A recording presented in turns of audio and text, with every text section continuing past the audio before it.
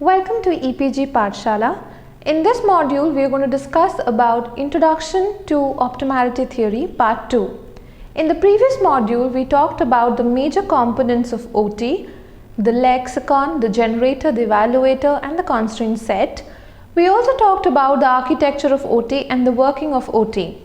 In this module, we are going to focus on the major tenet or the core of OT, which are the constraint set. We're going to talk about the two types of constraint, the markedness constraints and the faithfulness constraint. The markedness constraints are the well-formedness constraint and the faithfulness constraints are the identity constraints. We are going to discuss in depth about these constraints and their interaction among each other.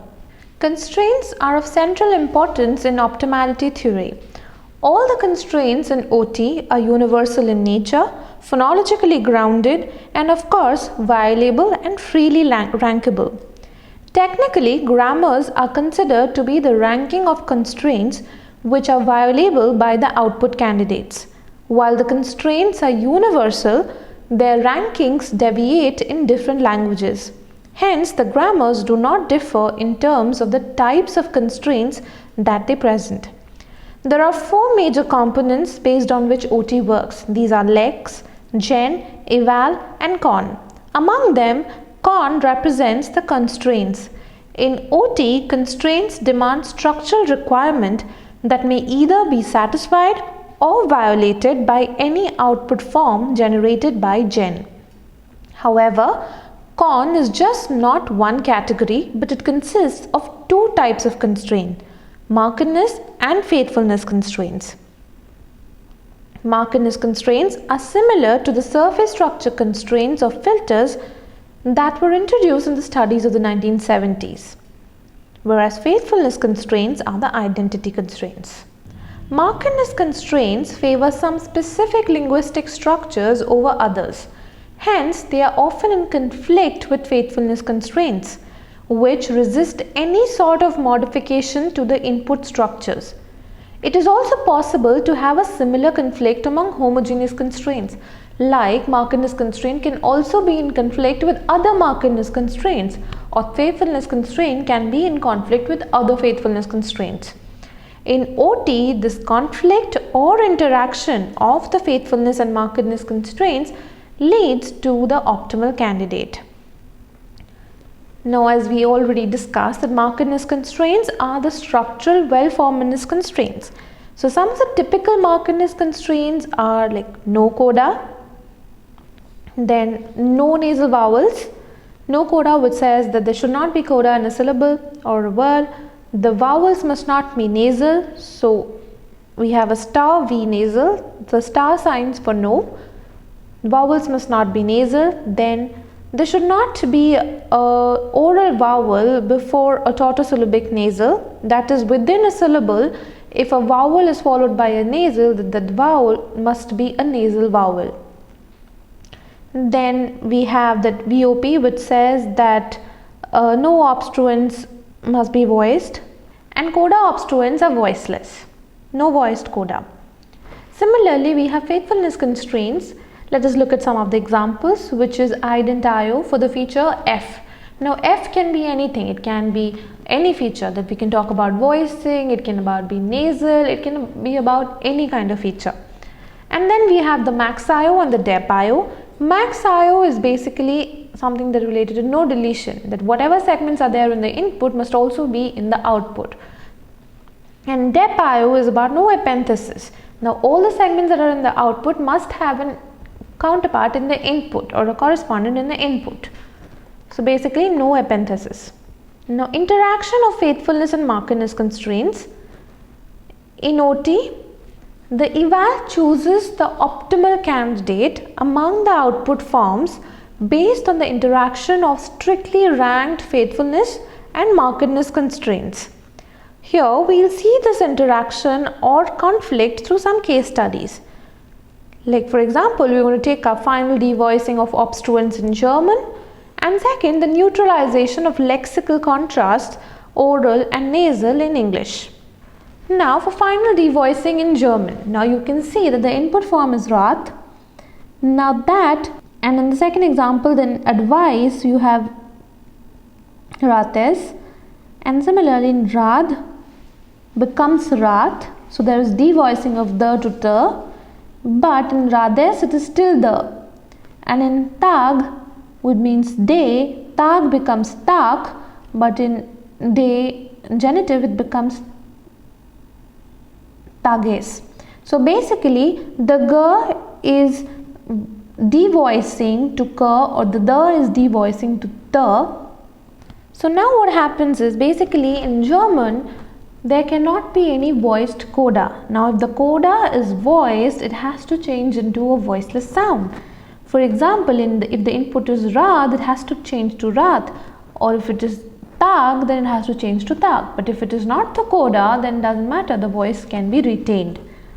So the important constraint here has to be that there is no voiced coda, which is the markedness constraint, that there should not be any voiced coda, followed by, which is dominating the other constraint, which is the faithfulness constraint, that retains the voicing. It is a identity constraint that if there is voicing with the respect to the feature voice, that if there is voicing in the input, it must also be reflected in the output.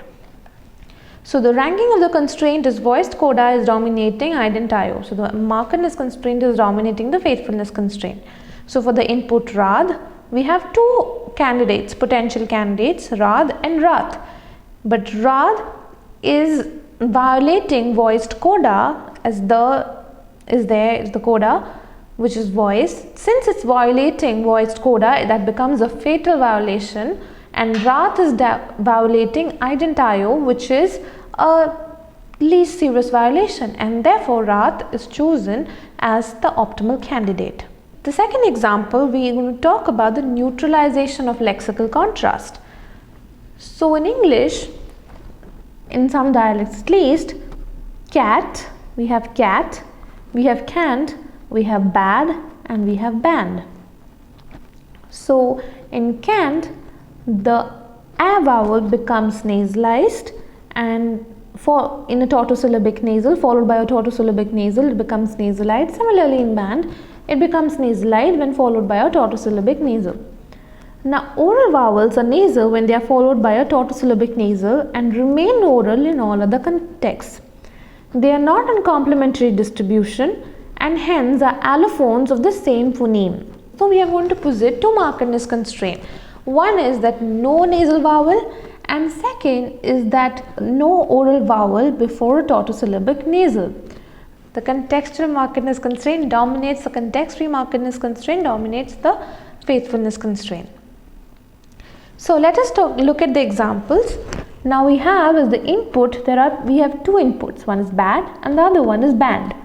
In bad, we have the same ranking of constraints in both the examples. So in bad, we have two candidates, potential candidates, one is bad and one is banned. In banned, there is a nasal vowel. Now this candidate B violates the no nasal vowel context-free markedness constraint, since it has a nasal vowel in it and there is no tautosyllabic nasal there.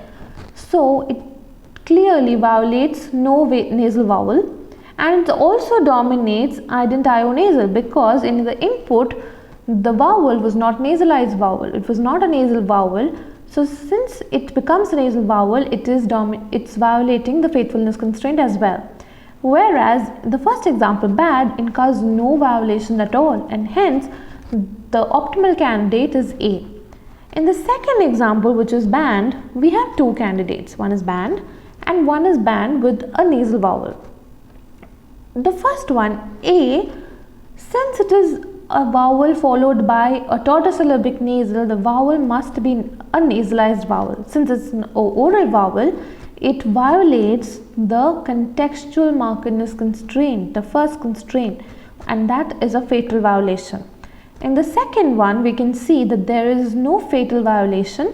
It has a nasal vowel, therefore the context-free markedness constraint is violated, and the ident-io nasal is also violated.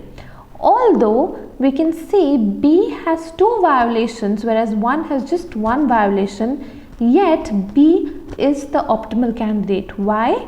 because it incurs no serious violation. There is no fatal violations. It is not violating any higher ranked constraint.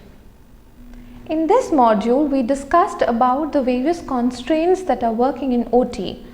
Although constraints like markedness constraints and faithfulness constraints are not new concepts in phonology or in linguistics in general, but the constraint interaction based approach of OT forces us to classify these constraints into two types. Now we have seen the interaction of these constraints both internally and externally. Internally as in a markedness constraint conflicting with another markedness constraint, or a faithfulness constraint conflicting with another faithfulness constraint, and also among them give rise to the most optimal candidate. As we have already discussed, the markedness constraint are the structural well-formedness constraint, while the faithfulness constraints check if there is any change in the output as compared to the input. The markedness constraint impose well-formedness of the output irrespective of what the input is. The interaction between these constraints give rise to our optimal candidate, and OT is all about these constraint interaction. I hope this was of help to you. Thank you.